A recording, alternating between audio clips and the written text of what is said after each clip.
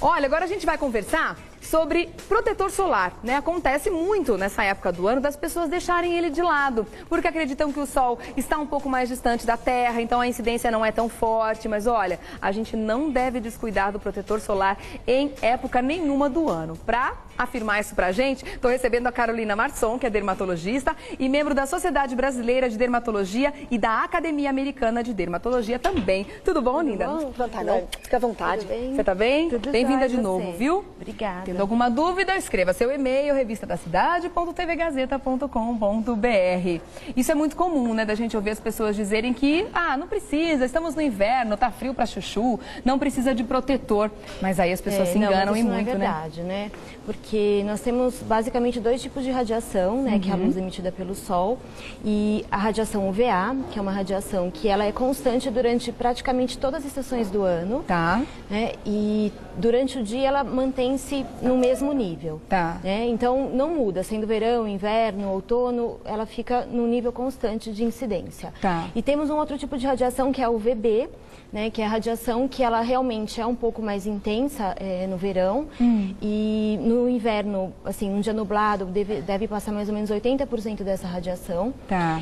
Mas passa, né, que é o tipo de radiação mais, assim, prejudicial, que é o que causa queimadura solar.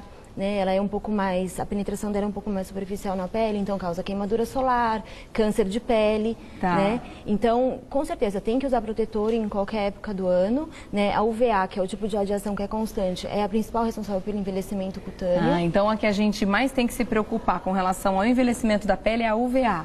É a UVA, em relação ao envelhecimento. E a UVB com relação a câncer de pele? Câncer de pele. A UVA também pode causar câncer de pele, então, né? Mas a UVB mais que a UVA. Tá. Né? E às vezes, nesses dias de inverno, as pessoas não se queimam, né? Não ficam vermelhas e acham que tudo bem, que bronzeou, então tudo bem, mas não. Né? A partir do momento que tem bronzeamento na pele, tem dano. Tá. Né? Não existe um bronzeamento 100% seguro. Sempre que tem a pigmentação da pele, teve algum tipo de dano. Não existe um nível seguro de bronzeamento, nível seguro, né? de bronzeamento, tá. Exatamente. E isso tanto é um engano de que no frio a gente não se queima com o sol, que as pessoas que vão para neve principalmente têm que tomar um cuidado dobrado, porque além da incidência do sol existe o reflexo que a neve causa a neve, também, ela né? reflete mais ou menos 80% da radiação. É mesmo? Então a gente recebe de cima, de baixo, em todos os lados, né? Uma loucura. A areia reflete também, mas a areia reflete mais ou menos 25%.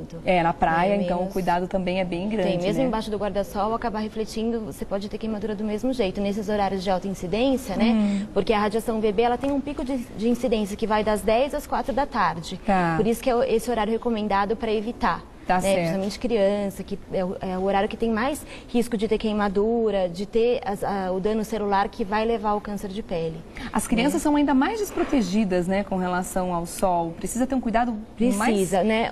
A gente sabe que o dano do sol na pele, ele acontece por volta de 70% até os 20 anos de idade. E ele é acumulativo, né? E é acumulativo, né? Então, o sol que você toma hoje, os danos vão aparecer com 40 anos de idade. Tá. Né? Então, é muito importante que as crianças, a partir dos 6 meses, que é a idade que pode, a partir dessa idade que pode usar protetor solar, façam a proteção. Acho que os adolescentes têm que estar bem orientados, né? Porque eu sempre vejo pacientes no meu consultório com 40, 50 anos dizendo: poxa, eu não fui orientada, ninguém disse pra mim que ia acontecer isso. Por que ninguém me falou isso antes? E aí, quando começam a aparecer as manchinhas, os vasos, até o câncer de pele, não tem como controlar, porque isso é um resultado do sol que foi a exposição ao longo da vida, porque o dano é cumulativo. E né? as mães também têm que ter bastante consciência de passar o protetor solar nas crianças bem pequenas, nos bebês também, quando vão com eles à praia, né? Claro que aí existem protetores específicos para eles, específicos, né? para criança. E criança brinca muito na água, então toda vez que brincar na água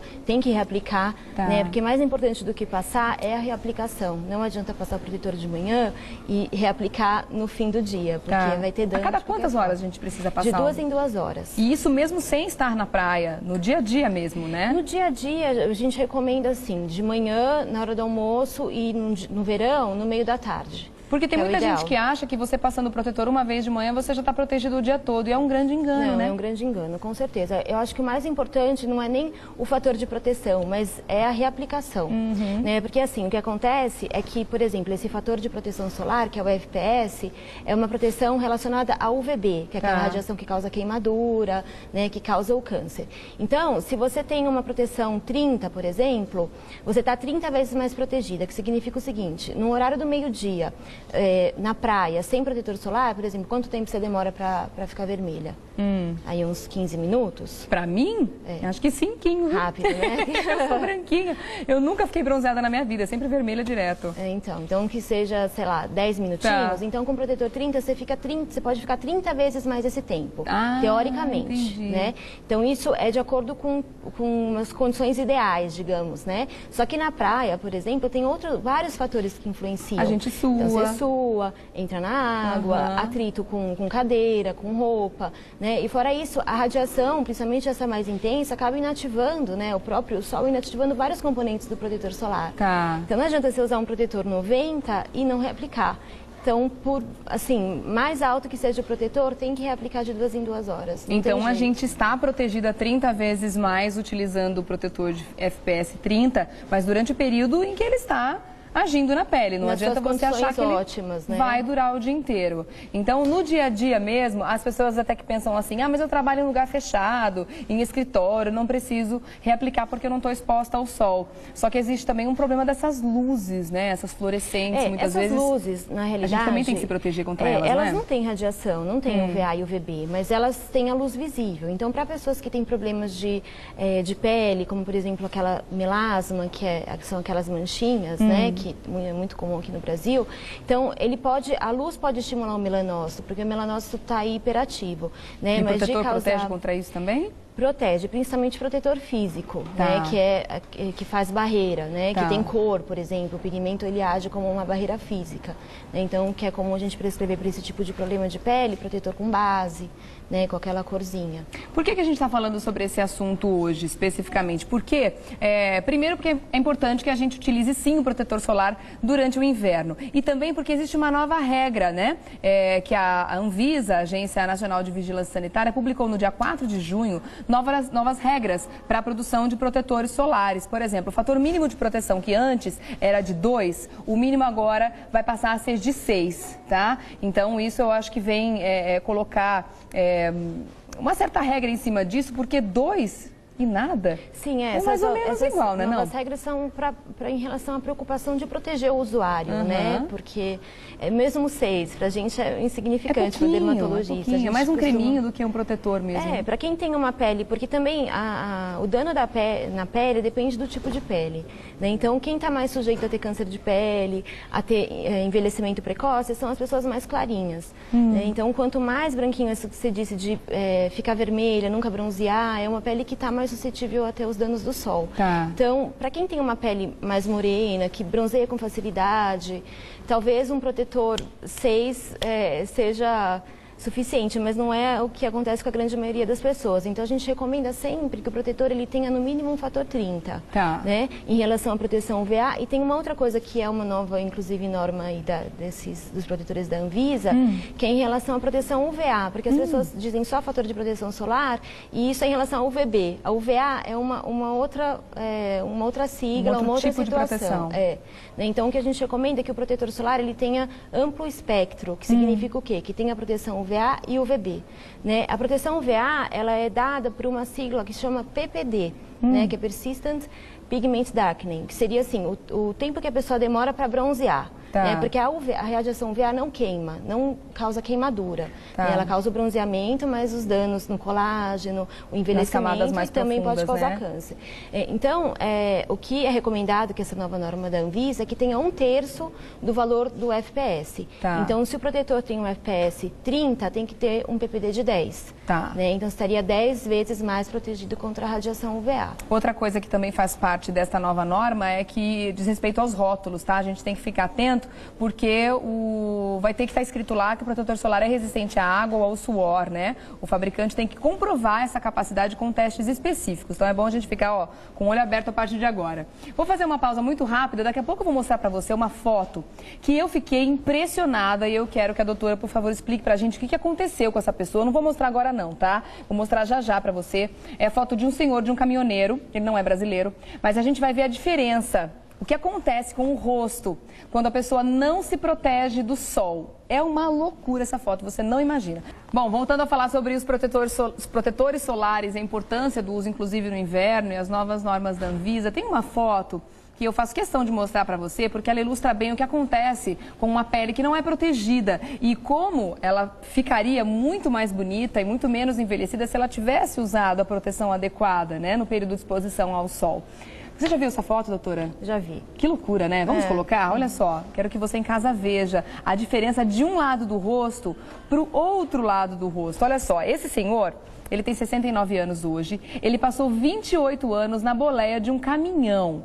O homem viu os efeitos do sol, né? O que os efeitos do sol foram capazes de fazer na sua pele ao longo do tempo. Olha que loucura. O rosto do lado esquerdo, que é o lado que fica ali, por mais que o vidro esteja fechado, tem ainda assim a radiação passando, né, por esse vidro e incidindo sobre a pele dele, é justamente o lado, né, que fica virado de maior incidência para a janela do carro, do caminhão, no caso dele, né? Aí os pesquisadores da Universidade Northwestern, em Chicago, estudaram os efeitos da exposição solar sofrida pelo caminhoneiro por anos a fio. E o resultado foi publicado no New England Journal of Medicine. Então, eu estou falando isso por quê? Para que você em casa não fique imaginando, isso aí é para vender protetor. Tem muita gente fazendo aí essas modificações em Photoshop. Não é tanto assim. Isso está comprovado e publicado num jornal de medicina de grande importância, né? Existem inúmeros trabalhos que mostram realmente esse dano, né, que o sol causa na pele.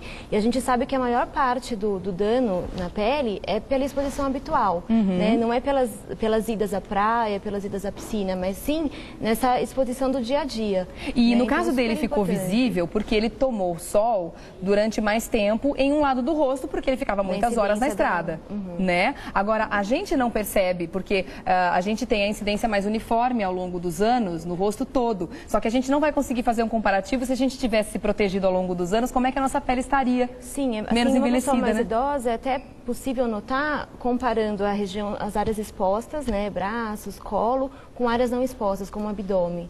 Né? Então isso fica claro, numa mesma pessoa, fica bem evidente, para não tomar sol mesmo, né? E muita gente passa protetor no rosto e se esquece do colo e das mãos, né? Sim, é super importante, porque também no dia a dia acaba expondo, para quem dirige, inclusive, porque a radiação, a UVA, ela passa através do vidro, né? A UVB não passa, mas a UVA passa.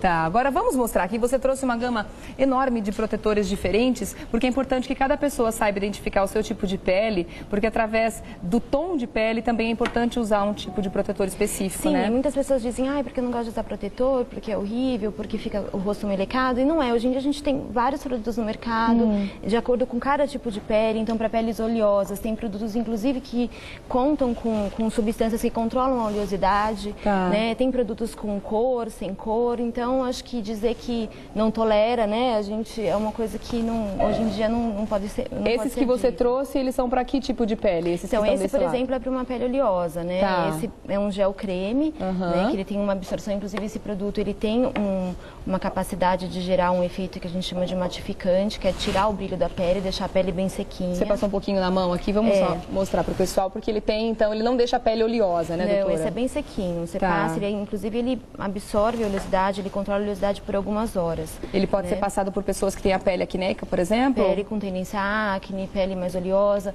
Né? Esse daqui é um outro para pele oleosa também, só que ele tem cor.